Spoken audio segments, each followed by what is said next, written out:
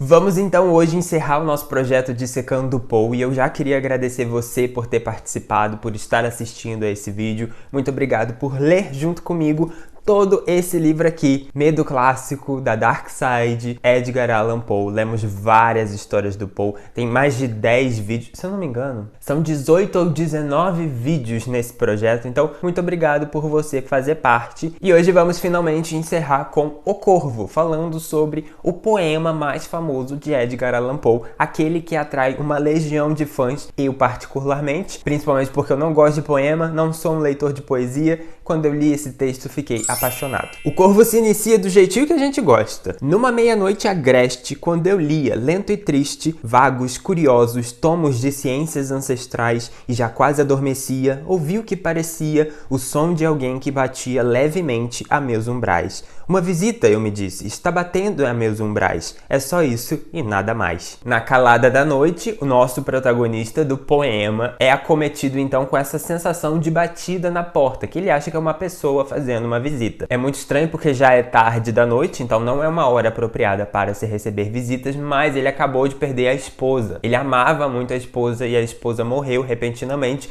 então ele tá meio sofrido. Então talvez essa visita seja alguém para acalentar o coração do nosso protagonista, né? Ele tá muito tristonho. Mas ele vai perceber que a batida da porta não é de uma pessoa, e sim de um corvo. E aí no poema seguimos com a interação protagonista e corvo. O protagonista vai ficar fazendo um monte de pergunta e questionando o corvo, e o corvo só vai responder nunca mais, ou nevermore no original. Inclusive, esse também é o nome do corvo, mas o personagem deduz isso porque ele pergunta qual o seu nome e o corvo responde nunca mais. Então ficou conhecido como Corvo Nunca Mais, ainda que assim, o corvo iria repetir a palavra que ele tá repetindo para qualquer pergunta, que é o que vai acontecer. Então talvez o nome do corvo não seja Nunca Mais, talvez ele não tenha nem nome. Mas aqui, para efeito dentro da história, o corvo se chama Nunca Mais. E todas as perguntas que o personagem vai fazer pro corvo, o corvo vai responder nunca mais. E são aquelas perguntas que encaixa perfeitamente o nunca mais como resposta.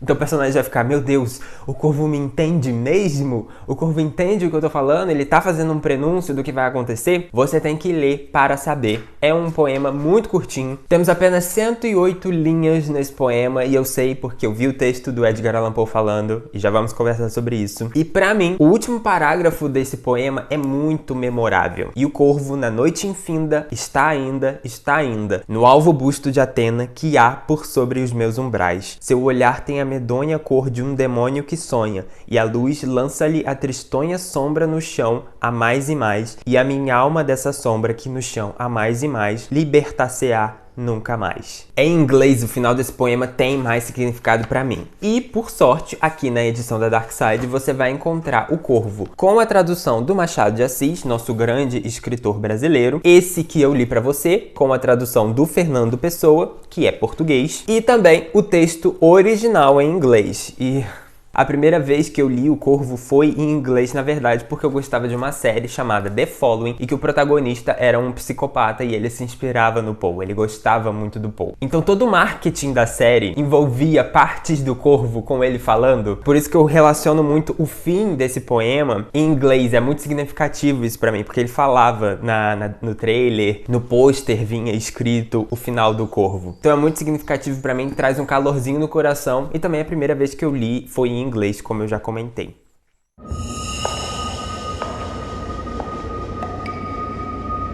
And the raven, never flitting, still is sitting on the pallid bust of Pallas just above my chamber door. And his eyes have all the seeming of a demon's that is dreaming. And the lamplight o'er him streaming throws his shadow on the floor. And my soul, from out that shadow that lies floating on the floor, shall be lifted nevermore. Me diz aí o que você acha desse poema. Como eu falei, eu não sou de ler poema, eu não entendo poema, é uma coisa assim de outro mundo, parece que eu tô lendo grego, eu simplesmente não consigo, mas o Corvo eu consigo e eu gosto demais. Além disso, aqui na Dark Side nós encerramos a parte do Corvo com um texto. Logo depois do Nunca Aposte a Cabeça com o Diabo, que foi um conto do vídeo anterior, você vai encontrar o texto A Filosofia da Composição, que é um ensaio do Edgar Allan Poe contando sobre o processo de escrita do Corvo. Basicamente, a motivação do Poe de escrever esse texto era o seguinte: estou cansado de ver os poetas e os críticos literários falando que poesia é uma inspiração divina e que não tem técnica, não tem estudo, não tem muito pensamento por trás. Porque os críticos acham isso, porque escrever poesia, boa poesia, é um negócio muito difícil. Aí os autores, em vez de falar, não gente, eu penso horas por isso, eles confirmam, falam, é a inspiração divina, eu sou tocado pela iluminação, só eu consigo fazer isso. Poe falou, coisa nenhuma, existe técnica. Quer ver? Vocês que gostam tanto do meu poema O Corvo, vamos descobrir como eu inventei esse poema. E aí ele começa a falar um pouco sobre o processo de criação do Corvo e também um pouco das suas histórias como um todo. Aquelas duas características que a gente já comentou em outros vídeos aqui desse projeto. Primeiro, ele quer escrever histórias para serem lidas de uma vez só, porque ele diz que se a pessoa se interromper no meio da leitura e tiver que viver a vida para depois retornar para o livro, isso corrompe a unidade da obra. Ele chama a obra como um todo de unidade. Se a pessoa não lê a unidade de uma vez só, ela deixa o mundo externo atrapalhar a literatura. E aí a opinião dela não vai ser mais a opinião dela, porque ela vai ser influenciada pelo mundo. Então ele quer escrever histórias para serem lidas de uma vez só, e eu tentei fazer isso nesse projeto. A segunda característica é que ele pensa na finalidade que ele quer dar para aquele texto e depois ele pensa no texto em si. O que eu quero dizer com isso? Ele quer atingir o leitor de qual forma? Ele tá pensando. O que eu quero causar naquele leitor? É medo? É nojo? É repulsa? É desespero? Qual é o sentimento? Tá, é isso aqui? Então como eu vou causar esse sentimento no leitor? Tá, então eu posso terminar com uma situação X. Mas para eu terminar esse conto, essa história com essa situação X, o que tem que vir antes? E aí ele começa a fazer a história do fim para o início. E ele coloca aqui nesse texto, na Filosofia da Composição, que ele escreveu o último parágrafo do Corvo primeiro e depois foi escrevendo, como é que fala? De trás para frente, né? Ele primeiro escreveu o último, para ele saber aonde ele quer chegar, e depois ele montou o resto da história. Sabe quem também fez isso? J.K. Rowling com Harry Potter. Ela primeiro escreveu o último capítulo de Relíquias da Morte, que nem sabia que se chamaria Relíquias da Morte, e depois escreveu todos os outros livros. Olha isso, autores geniais conectados com matemática. Talvez ela soubesse isso do Poe, né? Não sei se ela sabia, mas enfim, achei curioso. Porque quando você constrói o último capítulo, você sabe para onde você quer chegar, o resto da história fica muito mais fácil. E você sente nos textos do Poe, que ok, são contos, são menores, mas também na J.K. Rowling, que são 7 livros grandes, você sempre sente que ela sabe para onde tá indo e você sempre sente que o Poe sabe para onde ele tá indo. Ao passo que tem autores que você claramente vê que ele não sabe o que ele quer escrever. Você começa o texto de uma forma e você vê que no final ele quebra totalmente com o que ele escreveu no início. Sim, Victoria Schwab, estou falando com você. Victoria Schwab escreve nos livros dela coisa no início da história que no final, quando ela chega lá no final, ela vê que aquilo lá já não é mais importante. Ah, então, tomei uma decisão errada, vamos fingir aqui que ninguém vai perceber. Bem, seus fãs podem não perceber, Schwab, mas eu percebo, graças a Deus, eu faço a leitura atenta.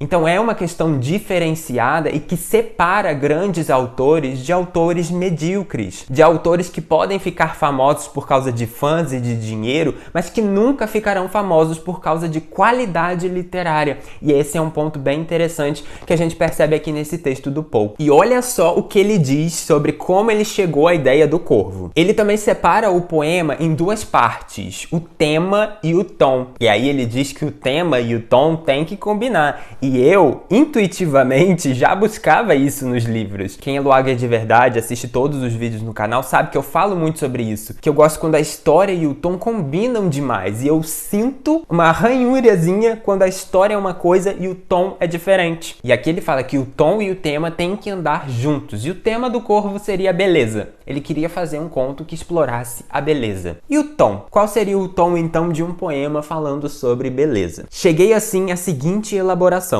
Um corvo, pássaro de mau agouro, repetindo monotonamente uma única palavra, Nevermore, no fechamento de cada estrofe de um poema de cerca de 100 linhas, escrito em tom melancólico. Então, sem perder de vista a soberania ou perfeição do objeto, perguntei-me, de todos os temas melancólicos, segundo o entendimento universal da humanidade, qual é o mais melancólico de todos? A morte foi a óbvia resposta. E em qual circunstância esse mais melancólico dos temas torna-se mais poético? Tendo em vista o que já expliquei com mais detalhes anteriormente, a resposta aqui também se fez óbvia. Quando alinhada à beleza, a morte de uma bela mulher é indubitavelmente o tema mais poético do mundo. E da mesma feita, não resta dúvida de que os lábios mais apropriados para evocar esse tema sejam o do enamorado de luto por um amor. Vou deixar você absorvendo isso aí. Ele também explica a escolha da palavra Nevermore, que ele queria uma palavra intensa e que tivesse duas letras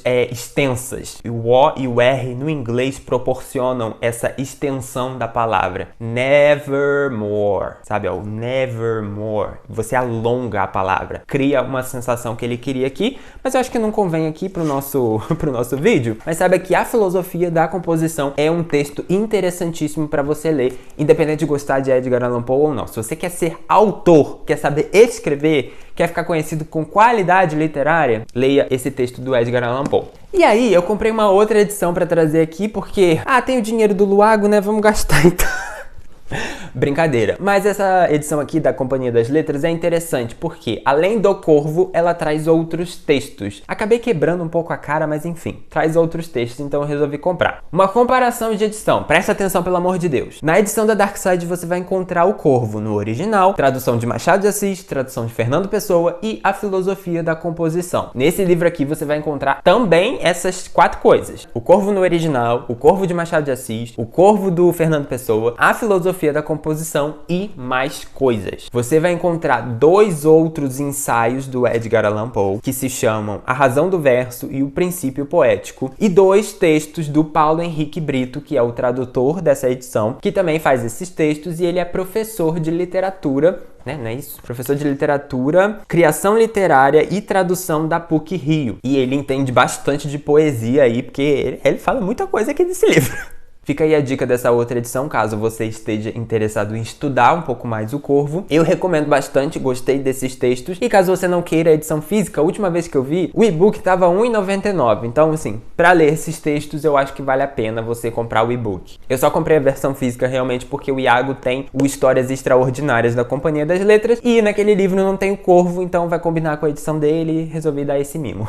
No primeiro texto do Paulo, que se chama Um Raven e Dois Corvos, a gente vai ter esse texto aqui, é o mais interessante de todos, essa coletânea. Ele vai contar primeiro um pouco sobre a importância do Poe para ele, que ele gostava desse poema também desde quando bem pequenininho, mas ele também vai fazer uma pequena análise sobre as traduções desse poema. E olha só que interessante. Eu acabei de fazer a leitura aqui na edição da Dark Side, esse livro nem tinha chegado ainda, e eu mandei mensagem assim pro Iago quando eu terminei. Machado de Assis que me perdoe, mas a tradução do Fernando Pessoa é 1000 vezes melhor. Me conecta demais com o Poe no original. Eu não sei direito o que tem de errado na tradução do Machado, mas ela soou muito estranha pra mim. Foi o que eu mandei pro Iago, sem saber das informações. E aí eu peguei esse livro, comecei a ler o texto do Paulo e ele basicamente vai dizer por que a tradução do Machado não é boa, objetivamente falando, e por que a tradução do Fernando Pessoa é melhor e é muito boa, é perfeita praticamente. É como se Machado de Assis tivesse feito uma versão do Corvo. Existe o Corvo do Edgar Allan Poe, e aí o Machado leu o Corvo e resolveu reescrever um outro conto baseado no Corvo. É como se fosse isso. Para um estudioso da tradução de poesia, é de grande interesse comparar essas duas versões. A primeira assinada por um dos maiores ficcionistas da língua portuguesa, se não o maior, que também foi um poeta não desprezível, o Machado de Assis. E a segunda por um dos maiores poetas do idioma, talvez o maior. Um bom ponto de partida para essa comparação é a advertência de Pessoa. Sua tradução, como veremos, é de fato ritmicamente conforme o original. A de Machado, por outro lado,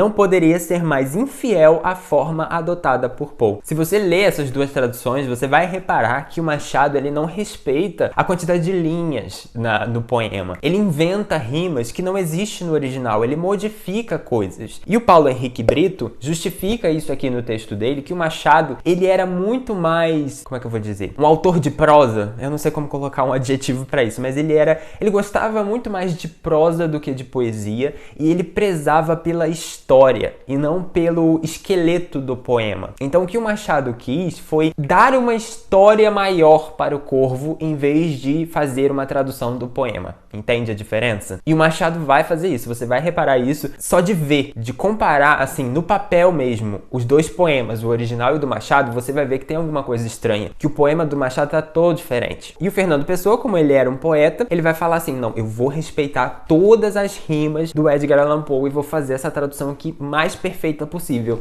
Ele vai lá e consegue. Por lhe faltar o ouvido absoluto de um poeta maior, não lhe ocorre que possa haver uma relação orgânica entre as escolhas formais do poeta norte-americano e a natureza da narrativa por elas vinculada. Assim sendo, Machado nem sequer tenta reproduzir o inusitado metro do original e o substitui por outro mais estranho ainda, a qual, como será demonstrado, é de todo inapropriado para uma tradução do Corvo. E aí ele vai colocar exemplo, tá? Esse texto ele vai fazer uma análise realmente, e pode ser um pouco difícil, foi difícil pra mim, um monte de palavra aqui que eu não faço ideia do que significa, nem depois de ler o texto, mas seguir em frente, tá? Nesse aqui valeu a pena. Quem conhece a obra poética de Machado não tem dúvida de que seu domínio do artesanato do verso era mais do que suficiente para que ele compusesse todo um poema em ritmo prosaico, se a tal propusesse. Afinal, uma das marcas da poesia parnasiana, corrente a qual ele se filiou, era justamente a extrema regularidade da métrica. Ao que parece, porém, Machado nem sequer tentou reproduzir a rigidez rítmica de The Raven, e não o fez por não perceber que a variação rítmica, algo que na maioria das vezes é uma virtude,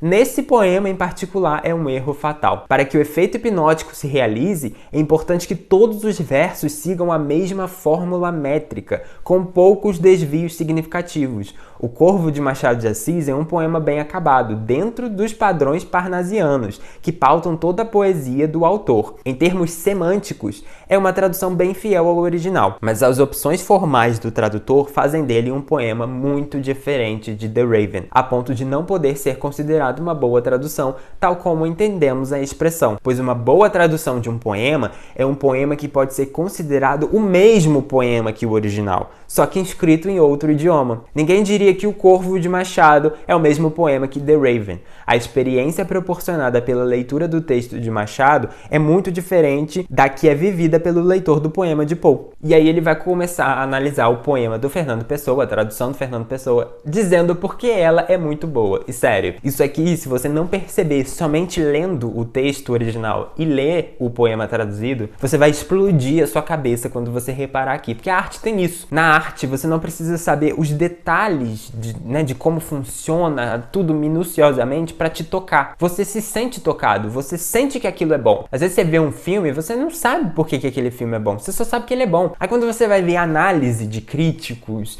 e de pessoas que entendem de cinema, fazendo uma análise do porquê que aquele filme é bom, você entende por que você sentiu que ele era bom. Ainda que quando você estivesse vendo o filme, você não saberia daquilo. Lendo esse texto é a mesma coisa. Você sente que a tradução do Fernando Pessoa é muito boa, mas você não sabe por quê. Quando você lê esse texto, lê essa análise, você entende. E o texto termina assim: não seria exagero dizer que Pessoa conseguiu, em seu O Corvo, não apenas produzir um poema que são recriados de modo preciso os efeitos do texto inglês em todos os planos, do sentido do metro da rima, como também por meio de uma pequena mudança, chegou mesmo a aperfeiçoar o original. Nós temos uma questão peculiar nesse poema, que o protagonista fala que o nome da amada é Lenore. Mas ele diz que assim, lá nos céus ela vai ser chamada de Lenore, ainda que aqui na terra ela não tivesse nome. E aí ele coloca isso, e eu não tinha reparado isso aqui quando eu li. Aí ele coloca assim, tipo, como que a pessoa vai ser chamada de um nome lá no céu se ela não tinha nome aqui na terra? É uma inconsistência aqui da literatura. É uma inconsistência consistência aqui do texto. E o Pessoa, ele na sua tradução ignora o Lenore, ele esconde Lenore, corrigindo então esse pequeno erro do Corvo, entende? É isso que ele tá querendo dizer aqui. Pois, pegando o fio do raciocínio de Poe e utilizando seus padrões românticos de poeticidade, se a morte de uma bela mulher é o tema mais poético que existe, a morte de uma bela mulher cujo nome não pode mais sequer ser pronunciado nesse mundo caído é algo ainda mais poético. Poeta imenso, em O Corvo, Pessoa revela-se igualmente grande como tradutor. Muito bom esse texto, estou recomendando aqui. E você ainda vai encontrar, como eu comentei, 3 ensaios do Edgar Allan Poe. A Filosofia da Composição, novamente, que é o texto que tem na Dark Side. A Razão do Verso, tentei ler, mas não consegui. Ele vai fazer aqui uma análise de poesia, vai colocar um monte de coisa, um monte de informação, não consegui ler.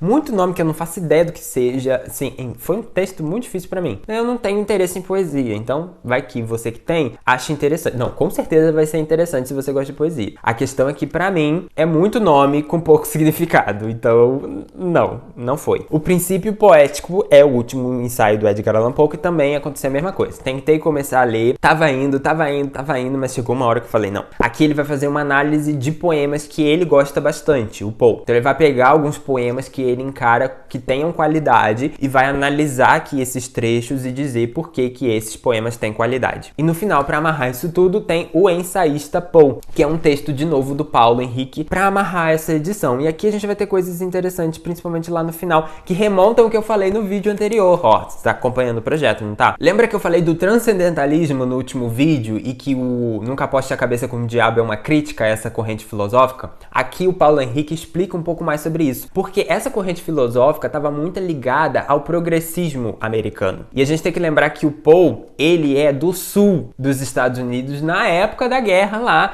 de abolição, guerra sul contra o norte e tal. Então o Poe, por ser do sul, ele era muito ligado a essa questão da escravidão. Ele era contra a abolição da escravidão, ele acreditava que tinha que ter a escravidão mesmo. Então ele tinha uma picuinha com o transcendentalismo mais por causa desse progressismo, porque o transcendentalismo também escrevia coisas para tentar propagar essa ideia abolicionista. Isso dá uma camada bem maior sobre o que a gente comentou no vídeo anterior. Então basicamente o que o Poe estava criticando não era a autonomia da arte, que não deveria existir simbologia. Embora eu acho que a gente não possa fazer essa afirmação. O que o Paulo está escrevendo aqui é que o Poe tinha mais picuinha por causa das ideias progressistas do que pela simbologia em si. E ele termina esse texto da seguinte forma: defender a autonomia da arte e criticar a utilização das obras de arte como veículos para mensagens moralmente edificantes é hoje uma posição dominante, ao menos entre os escritores e estudiosos da minha geração que cresceram cerceados pela censura estabelecidos pela ditadura militar e que ao mesmo tempo tinham consciência da pobreza artística imposta aos países que viviam sob o chamado socialismo real, onde imperava o dominado realismo socialista. Que bom que ele fez essa distinção, né? Que criticar obras de arte para veículos de mensagem moralmente edificante é hoje uma posição dominante no mercado editorial. Meu filho, sinto desapontado, mas vai no Twitter e no TikTok pra você ver. Ou nem por isso, vai na sua própria editora aqui, querida, tá? Se você quiser reclamar com a Companhia das Letras, sinta-se à vontade, eu faço voz para você. Mas geralmente quando a gente tá ganhando dinheiro com alguma coisa, a gente fica quietinho. Isso não é uma crítica ao Paulo não, gente. É só o mercado literário como um todo que consegue fazer isso. A gente sabe que os livros de hoje que fazem sucesso são livros com mensagens moralmente edificantes e que as pessoas estão cada vez mais buscando utopias literárias para se agarrar e dizer que aquilo é o certo, quando na verdade literatura e arte de forma geral é para explorar tudo, o que é certo, o que é errado, o que é inimaginável e o que é imaginável. Não existe uma arte que deva ser elevada como moralmente edificante só por causa disso. A gente tem que ler esse livro porque ele fala sobre isso e a gente tem que ler mais sobre isso. Eu não tenho que ler mais nenhuma. Tem que ler o que eu quiser. Eu não quero ler só coisinha feliz, não. Eu quero ler coisa triste, eu quero ler personagens quebrados, eu quero ler coisas ruins, maléficas que estão acontecendo ali na literatura pra gente pensar sobre a vida, pra gente questionar sobre o que é ser humano. Não quero ler só coisinha fofinha e bonitinha pra passar o tempo, não. Eu, hein? Enfim, me irritei aqui. Mas o esteticismo anti-abolicionista de Poe e as origens segregacionistas do New Criticism devem nos deixar atentos para a possibilidade de que a defesa de uma arte livre de imposições ideológicas esteja sendo utilizada para defender uma postura que nada tem de isenta. Qualquer semelhança com alguns movimentos políticos do nosso tempo que afirmam ser contra postura ideológicas em geral, mas têm o claro objetivo de promover uma delas em particular, não é mera coincidência. A história se repete. E depois disso, não tem nem mais o que eu falar, não tem nem mais o que eu acrescentar, só agradecer você novamente por ver esse vídeo e eu estou te esperando no próximo de Logo nos Livros. E aqui, ó, tem outro pra você ver que eu acho que você vai gostar. Um beijo!